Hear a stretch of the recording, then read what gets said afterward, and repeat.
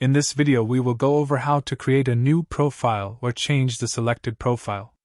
This is a common troubleshooting step. Each profile is completely independent, and only one can be used at a time.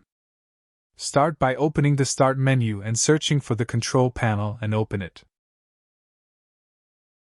In the top right, click View By and then click Large Icons.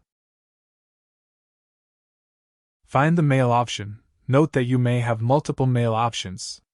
One of them will have the Profiles option, so check both of them if so. Click Show Profiles.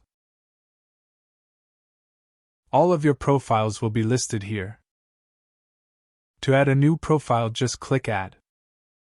Choose a name for the profile and click OK. You can add an email account here if you want, or you can click Cancel to skip this step.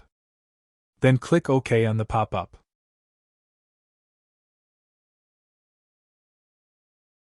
You can select which profile to use in the drop-down, then click OK. Open Outlook and you will be in the new profile.